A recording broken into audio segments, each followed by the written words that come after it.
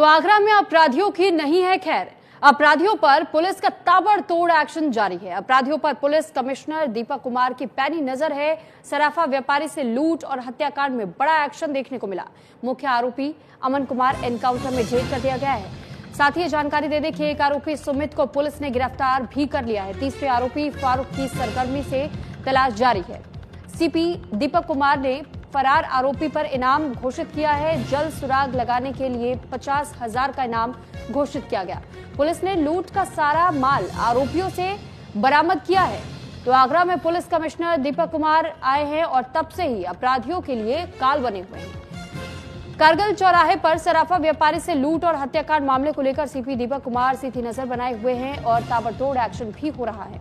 इसी के चलते लूट और हत्याकांड को अंजाम देने वाले एक आरोपी अमन कुमार को पुलिस ने एनकाउंटर में ढेर कर दिया। तो वहीं दूसरी तरफ हमने ये भी देखा कि कैसे पुलिस कमिश्नर दीपक कुमार की सख्ती पर और अपराध को आगरा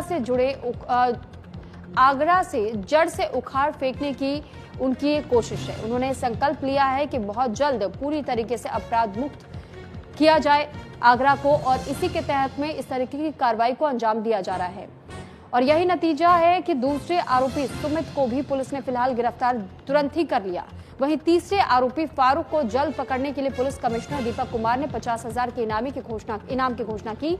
बता दें कि 3 आरोपियों ने मिलकर सराफा व्यापारी योगेश चौधरी के यहां लूट और हत्याकांड को अंजाम दिया था, जिसके बाद पुलिस कमिश्नर दीपक कुमार ने तुरंत एक्शन लेते हुए टीमें बनाई और जल्द ही लूट और हत्याकांड के आरोपियों पर नकेल कस दिया है। साइबर क्राइम में भी कई मामलों में पुलिस को बड़ी सफलता अब तक मिली है।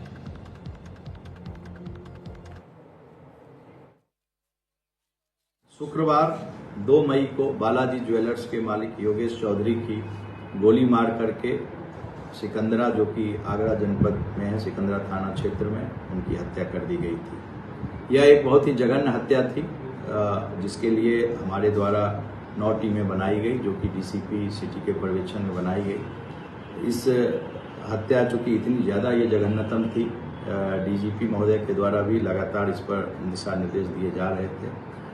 इसका जब अन्वेषण किया गया, जब इसकी विवेचना की गई, तो 1000 से ज़्यादा कैमरे को देखा गया। चूँकि कैमरे में ये जो अपराधी थे वो कैमरे में दिख रहे थे और 2 लोगों ने इसमें हत्या करने के लिए वहाँ पर जो फायरिंग की, तो उसमें 1 लोगों ने फायरिंग की और 2 लोग बाइक पर सवार थे। तो पुलिस ने इनकी पहचान अमन और फारूक के रूप में की थी, जो दोनों रहने वाले जगदीशपुरा, जो हमारा थाना क्षेत्र है, वहाँ के वो रहने वाले थे। इसके अलावा जब इस तफ्तीश में विवेचना के दरमियान ये पता चला कि अमन का भाई सुमित वो भी इसमें शामिल था, और जो 3 लड़के एक बाइक पर दिख रहे थे उसमें 2 भाई ये अमन और सुमित थे, और तीसरा जो फारूक था वो बाइक को चला रहा था। फारूक अभी यहाँ से फरार है, उस पर हमारे द्वारा 50,000 रुपये का रिवार्ड घोषित किया गया है। सुमित को पुलिस ने गिरफ्तार कर लिया। इसके अलावा अमन को पुलिस ने गिरफ्तार करके उसके पास से जो लूटी हुई जो भी सामान थे, जो चांदी के और सोने के थे, उसको पुलिस ने बरामद किया। बरामदगी के क्रम में अमन के द्वारा पुलिस टीम पर उसका असलहा लेकर के छीन करके और पुलिस टीम पर उसने फायर किया। इसमें पुलिस के द्वारा उसे आत्मसमर्पण करने के लिए कहा गया, लेकिन उसने आत्मसमर्पण करने से मना कर दिया गया। पुलिस के द्वारा आत्मरक्षार्थ इसमें गोली चलाई गई। उसके बाद अमन को घायल अवस्था में हॉस्पिटल भेजा गया, जहां डॉक्टरों ने उसको मृत घोषित किया। इस संबंध में जो भी हमारी कार्रवाई थी, परिजनों को सूचना दे दी गई, ह्यूमन राइट्स को इसके बारे में अवगत करा दिया गया और मजिस्ट्रेट के द्वारा इंक्वेस्ट की कार्रवाई की जा रही है। हमारी आगरा पुलिस ने इसको एक चैलेंज के रूप में दिया और हमारे जो SHO यहाँ के जो लोकल SHO थे नीरज शर्मा, हमारे SHO जसवीर सिरोही और हमारे यंग IPS ऑफिसर आदित्य और ACP हरिपर्वत भोसले, इन लोगों ने काफ़ी इसमें मेहनत की और इसके लिए ये लोग एक तरह से बधाई के पात्र हैं कि 72 घंटे के अंदर इन्होंने इस पूरे केस का पटाक्षेप किया और जो लोग भी अपराधी थे और जितने सामान थे, जिस बाइक से इस घटना को कारित की गई थी, सभी चीज़ों को बरामद किया। मेरे द्वारा पूरी पुलिस टीम को 25,000 रुपये का रिवार्ड दिया जाता है और हमने इन दोनों जो यंग हमारे ऑफिसर्स हैं और जो हमारी टीम के लड़के थे, इन लोगों के लिए हम लोगों ने रजत प्रशंसा चिन्ह के लिए मेरे द्वारा DG हेडक्वार्टर अनुशंसा की गई है। शुक्रवार 2 मई को बालाजी ज्वेलर्स के मालिक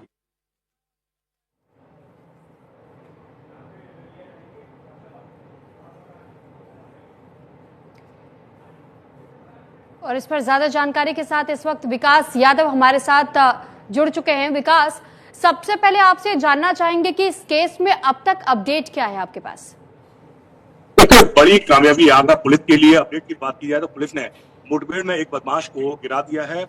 इस बदमाश की मौत हो गई है, जबकि इसका एक साथी पुलिस ने गिरफ्तार कर लिया है। इस पूरे घटनाक्रम को 3 बदमाशों ने अंजाम दिया था। जो सीसीटीवी कैमरा तो जो तस्वीरें सामने आई थी, जो कारोबारी थे अशोक चौधरी, योगेश चौधरी, जिन्हें गोली मारी गई थी, उनमें से एक बदमाश अभी फरार है, जबकि एक बदमाश को पुलिस ने मुठभेड़ में ढेर कर दिया है। जबकि उसका एक साथी, जो उसका भाई बताया जा रहा है, उसे भी गिरफ्तार कर लिया है। तो कहीं ना कहीं 2 मई की यह घटना है और आज जिस 6 मई है, 4 दिन के अंदर पुलिस के लिए बड़ी चुनौती थी। आगरा के तमाम जो कारोबारी थे, जो कारोबारी संगठन थे, वे इस पूरे मामले को लेकर आंदोलन लगातार कर रहे थे। पुलिस पर दबाव था और ये घटना कहीं ना कहीं, इस घटना की गूंज लखनऊ तक सुनाई दे रही थी। तो आगरा के सीपी जो है दीपक कुमार, उन्होंने इस पूरे घटनाक्रम को बड़ी चुनौती के रूप में लिया था और इस घटना के बाद में ही 10 टीमों को इस पूरे खुलासे के लिए लगाया गया था। तकरीबन 50 पुलिसकर्मी, डीसीपी और एएसपी रैंक के अधिकारी इसमें शामिल थे और अन्य जनपदों के जो पुलिस अधिकारी थे, इंस्पेक्टर थे, जो आगरा में तैनात रहे थे, इस तरह की घटना के लगातार वो खुलासे करते रहे थे, उन्हें भी बुलाया गया था। तो कहीं ना कहीं बड़ी चुनौती के रूप में पुलिस ने पूरी वारदात को लिया था और आज सुबह तड़के अंसल एपीआई है, ये सिकंदरा थाना क्षेत्र के अंदर लगता है, वहां पर पुलिस को सूचना मिली और पुलिस ने जब यहाँ पर घेराबंदी की तो इन बदमाशों ने पुलिस पर फायरिंग शुरू कर दी। इसी दौरान जवाबी पुलिस ने फायरिंग की तो एक बदमाश के पेट में गोली लगी। जब उसे उपचार के लिए अस्पताल ले जाया गया तो वहां पर पुलिस ने बदमाश को मृत घोषित कर दिया गया। इसका नाम अमन बताया जा रहा है। इसके साथ ही एक और बदमाश इस पूरे घटनाक्रम में, जैसे मैंने पहले ही बताया, 3 बदमाश शामिल थे। एक और बदमाश को पुलिस ने गिरफ्तार किया है, जबकि एक आरोपी फरार है। पुलिस अधिकारियों का सीपी दीपक कुमार का सीधे सीधे कहना है कि जल्द इस आरोपी को भी गिरफ्तार कर लिया जाएगा। जी ठीक है, साथ ही हम आपसे ये भी जानना चाहेंगे विकास कि अब आने वाले समय में हम और किस तरीके की पुलिस की ओर से मूवमेंट्स देख सकते हैं, क्योंकि अभी भी एक आरोपी गिरफ्तार नहीं हुआ है। एक को तो गिरफ्तार किया जा चुका है लेकिन दूसरा अभी भी फरार है। ऐसे में किस तरीके से पुलिस की ओर से इस वक्त उस फरार आरोपी की तलाश की जा रही है? किस तरीके से सर्च ऑपरेशन चलाया जा रहा है? आगे की रणनीति क्या कुछ होने वाली है, इसको लेकर भी जानकारी दीजिएगा। देखिए, आगरा के पुलिस कमिश्नर दीपक कुमार ने घटना के बाद में ही, जिस तरह से मैंने बताया कि 10 टीमें लगाई गई थी, वो टीमें अभी भी जो फरार आरोपी है उसकी गिरफ्तारी के प्रयास में लगी हैं। जो सूचनाएं मिल रही है, जो सीसीटीवी, तमाम सीसीटीवी, सैकड़ों से ज्यादा सीसीटीवी कैमरे खंगाले जा रहे थे, जिनकी निशानदेही पर जिन 2 अपराधियों को पुलिस ने, एक अपराधी को गिरफ्तार किया है, एक को मुठभेड़ में ढेर कर दिया है। तो अभी लगातार पुलिस को सूचना मिल रही है, पुलिस को जानकारी मिली है, वो तीसरा आरोपी है उसकी भी शिनाख्त पुलिस ने कर ली गई है। जिस तरह से हमारी पुलिस अधिकारियों से बात की गई तो उनका सीधे सीधे कहना है कि जो मुख्य आरोपी, जो एक और आरोपी है, उसे भी जल्द गिरफ्तार कर लिया जाएगा। तो इस पूरे घटनाक्रम की बात की जाए तो ये पूरा घटनाक्रम 2 मई दोपहर का है। दिन दहाड़े ये 22 सवा 2 बदमाश थे जो इस ज्वेलर्स की दुकान पर गए और ज्वेलर्स की दुकान थी, पहली मंजिल पर थी।